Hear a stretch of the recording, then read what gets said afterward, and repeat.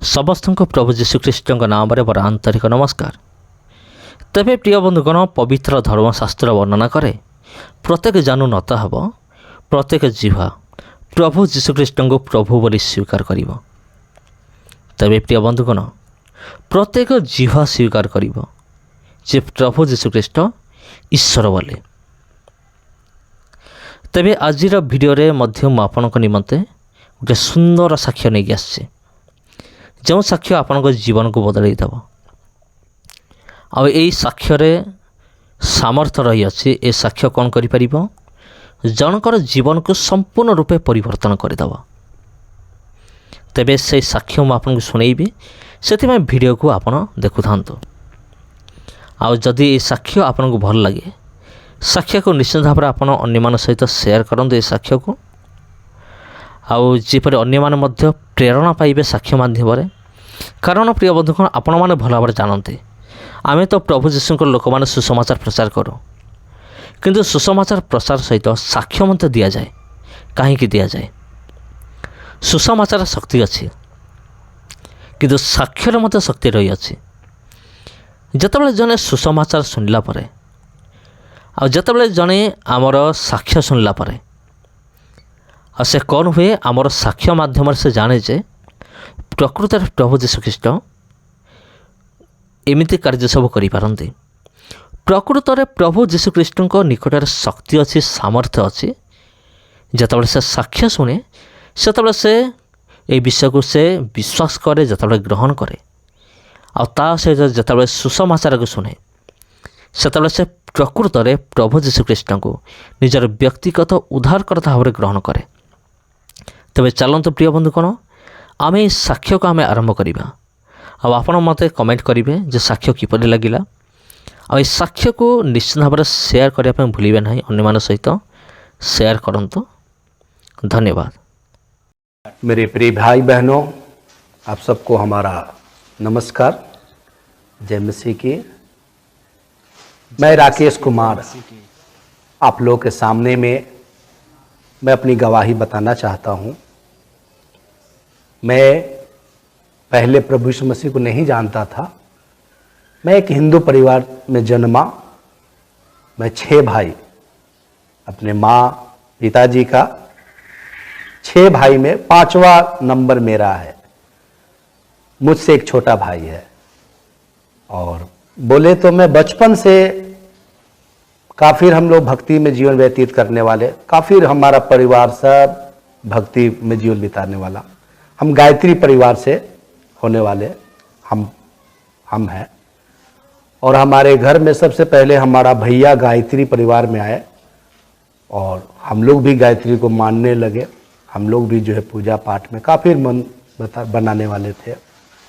हमारे घर के सामने ही थोड़ी सी दूर में जो है कि एक मंदिर था, बहुत बड़ा मंदिर, रजुआ मंदिर नाम से बोला जाता है, रजुआ मंदिर।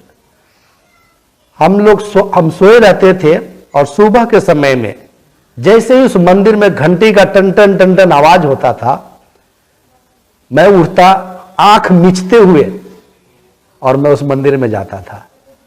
और वहां पर जाकर के जो पंडित जी थे वहां का पुजेरी, उनसे मैं घंटी एक लेकर के टन टन करके ऐसे बजाता था।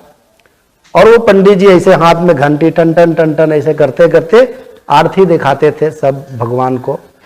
और पूजा जब हो जाता तो पंडित जी जो है कि वो कभी मिश्री तो कभी चीनी कुछ देते थे।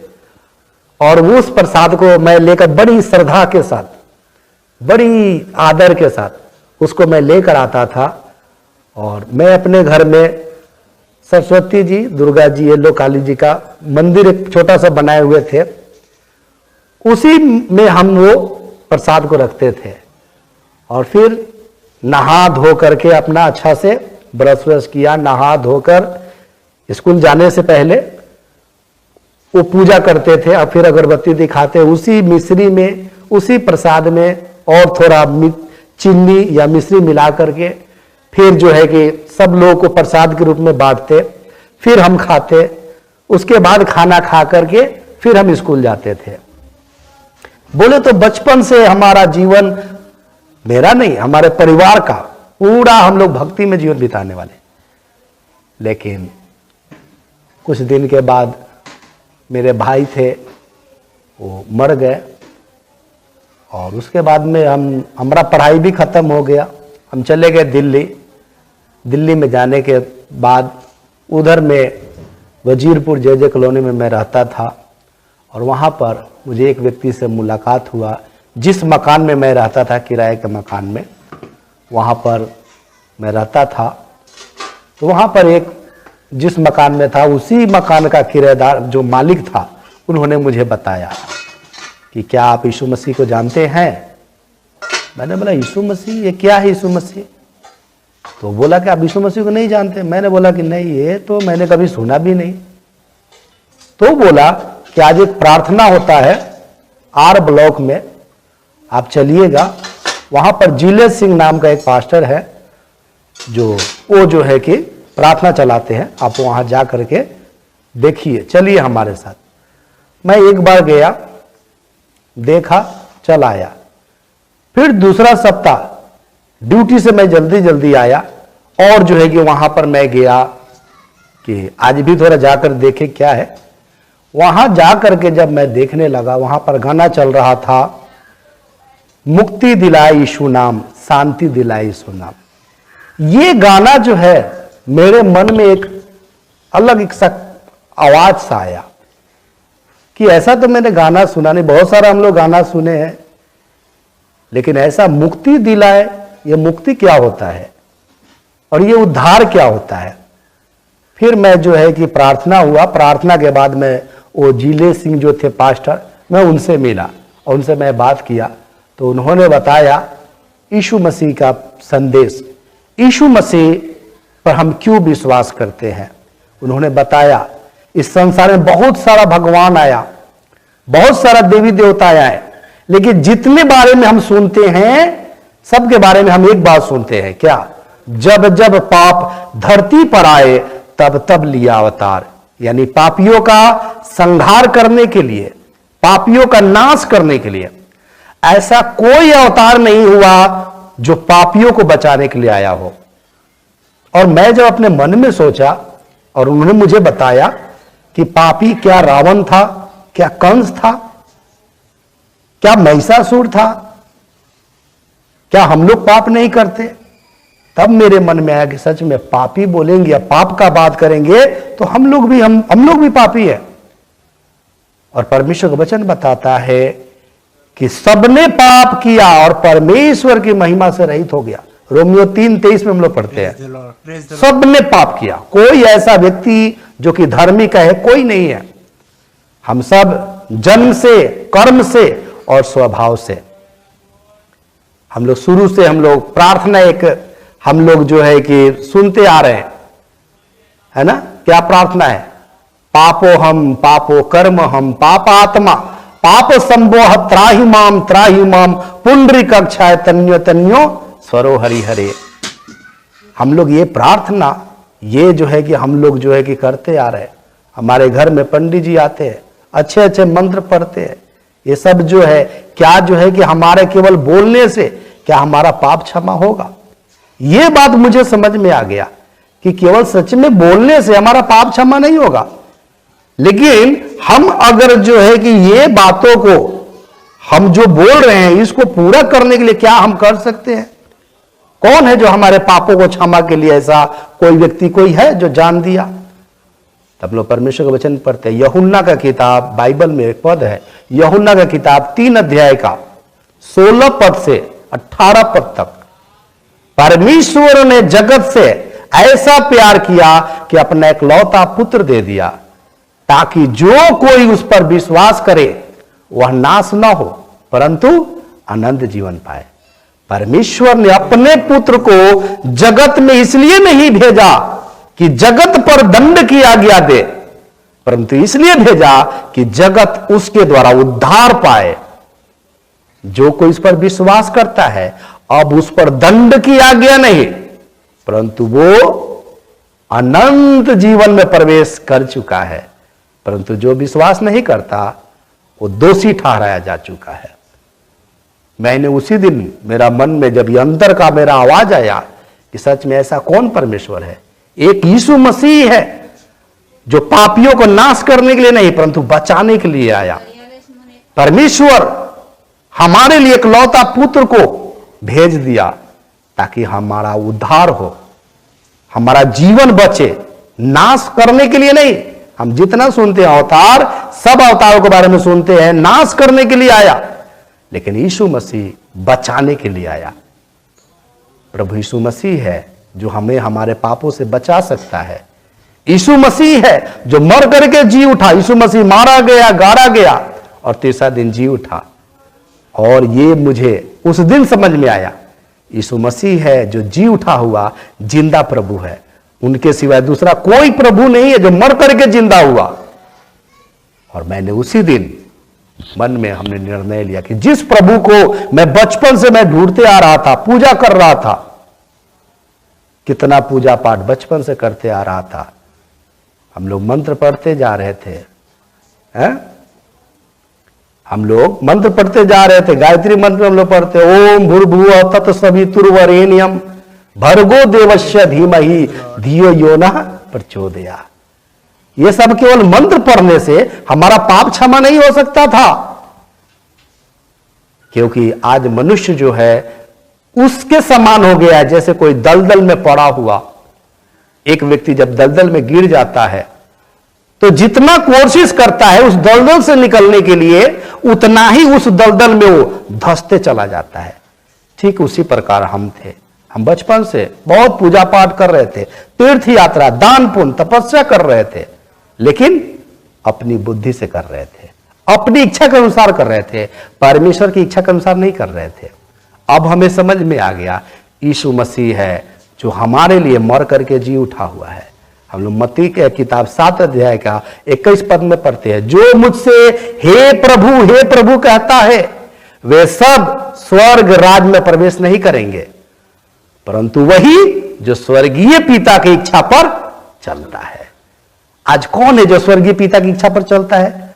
स्वर्गीय पिता ने तो हमें और आपको पापों से छुड़ाने के लिए अपना पुत्र को बलिदान कर दिया है। और वो परमेश्वर ने कहा, अब जो कोई मेरे पुत्र पर विश्वास करे अनंत जीवन उसका है। प्रभु यीशु मसीह कहता है, जो मुझ पर विश्वास करता है यदि वे मर भी जाए तो जिएगा। जैसे प्रभु यीशु मसीह मर करके जी उठा, वैसे हमें और आपको भी अनंत जीवन देने के लिए प्रभु यीशु मसीह फिर से आने वाला है। प्रियो, यीशु मसीह है जो मर करके जी उठा है, जिंदा प्रभु है। उसके सिवा दूसरा कोई प्रभु नहीं है जो मर करके जिंदा हुआ। बहुत सारे प्रभु है, हम नहीं कह सकते कि परमेश्वर नहीं है, बहुत सारा परमेश्वर है, बहुत सारा भगवान भी है, लेकिन एक मर करके जी उठा हुआ केवल है तो वो यीशु मसीह है। केवल यीशु मसीह है जो हमारे लिए, आपके लिए, सबके लिए अपना प्राण दिया। वही एकमात्र प्रभु है जो मर करके जी उठा। वही एकमात्र प्रभु यीशु मसीह है जो मर करके जिंदा होकर के जिंदा स्वर्ग पर गया। करीब 500 से अधिक लोगों ने देखा। हम लोग रोमियो किताब पढ़ते हैं, कुरिन्थियों पत्री में पढ़ते हैं, 500 से अधिक लोगों के बीच में प्रभु यीशु मसीह ऊपर उठा लिया गया। और हम लोग जो है प्रेरितों किताब 1 अध्याय का हम लोग जो है अगर 9 और 10 पद में पढ़ते हैं तो वहां पर पढ़ते हैं, जब प्रभु यीशु मसीह जब जिंदा स्वर्ग पर जा रहे थे तो 2 स्वर्गदूतों ने आया और उन स्वर्गदूतों ने पूछा लोगों से कि हे भाइयों, हे बहनों, हे गलीली पुरुषों, तुम क्यों खड़े खड़े आकाश की ओर ताक रहे हो? तब सब लोगों ने कहा, वो देखिए हमारा प्रभु यीशु मसीह जिंदा स्वर्ग पे जा रहा है। तो वो स्वर्गदूतों ने कहा, जिस प्रभु को तुम जैसे देख रहे हो जाते हुए, वैसे ही वो प्रभु यीशु मसीह फिर से दुनिया में आएगा। जो कोई इस पर विश्वास करेगा अनंत जीवन उसका है। जो विश्वास नहीं करेगा वो नाश होगा, एक दिन नरक कुंड के आग में जाएगा। सारा संसार कह रहा है, जस करनी तस भोग ही दाता, नरक जात में क्यों पछताता। आप जैसा कर रहे हैं उसका प्रतिफल आपको मिलेगा। लेकिन प्रभु यीशु मसीह का वचन बताता है, प्रभु यीशु मसीह मेरे पापों को अपने ऊपर ले करके मेरे लिए मारा गया, गाड़ा गया और जी उठा हुआ है। अब जो है हम लोग, जो कोई विश्वास करेगा, अब उसको पाप का दंड का आज्ञा नहीं है, क्योंकि यीशु मसीह उसके पापों को अपने ऊपर ले लिया है। ठीक उसी प्रकार से है प्रियो, जैसे एक बच्चा अगर कुछ गलती करता है और जिस व्यक्ति का कुछ गलती किया है वो व्यक्ति आकर के कहता है कि फल्ला आपका बेटा ऐसा गलती किया है, हम उसको सजाए देंगे। 5 आदमी 5 लोग कहता है कि आपका बेटा सचमुच में ऐसा गलती किया है, हम आपका बेटा को दंड देंगे, आपका बेटा को मारेंगे, छोड़ेंगे नहीं। तब उसका पिता कहता है, वो बच्चे का पिता कहता है कि देखिए मेरा बेटा गलती किया है, मैं मानता हूं गलती नहीं किया है, सुने मैं मानता हूं कि गलती किया है, लेकिन मेरा बेटा नादान है, बच्चा है, इसको माफ कर दीजिए। तब वो कहता है नहीं नहीं नहीं, हम ऐसे नहीं छोड़ेंगे, हम इसको दंड देंगे। तब जो है कि वो पिता कहते हैं कि मेरा बेटा बच्चा है, नादान है, गलती किया है, जो सजाए देना है आपको मुझे दे दीजिए, मेरा बच्चा को छोड़ दीजिए, मेरा बच्चा को माफ कर दीजिए। और जितना सजाए होता है वो पिता अपने ऊपर ले लेता है। ठीक उसी प्रकार मेरे प्रिय, मेरे भाइयों, मेरे बहनों, प्रभु यीशु मसीह आपके लिए, हमारे लिए, संसार के लोगों के लिए, जो कोई उस पर विश्वास करता है उसके लिए यीशु मसीह ने सारा दुख उठाया, सारा कष्ट उठाया और हमें और आपको अनंत जीवन दे दिया। प्रभु यीशु मसीह ने कहा जो कोई मुझ पर विश्वास करेगा वो नाश न होगा परंतु अनंत जीवन पाएगा। यूहन्ना किताब 1 अध्याय का 12 पद में पढ़ते हैं, जितनों ने उस पर विश्वास किया उसको उसने परमेश्वर का संतान होने का अधिकार दिया, अर्थात उन्हें जो उसके नाम पर विश्वास करते हैं। जात बदलने की जरूरत नहीं है, नाम बदलने की जरूरत नहीं है, रंग रूप बदलने की जरूरत नहीं है, बस केवल विश्वास करने की जरूरत है। यीशु मसीह प्रभु है, जो आपके लिए, मेरे लिए मारा गया, गाड़ा गया और तीसरा दिन जी उठा हुआ जिंदा प्रभु है प्रियो। उस दिन से मैं प्रभु यीशु मसीह पर विश्वास किया और मैं अपना जीवन प्रभु को दे दिया और मैं प्रभु के लिए आज मैं जी रहा हूं। पहले मैं गाना गाता था ऑर्केस्ट्रा में, बैंड में, लेकिन आज भी मैं गाता हूं, लेकिन यीशु मसीह का भी गीत गाता हूं।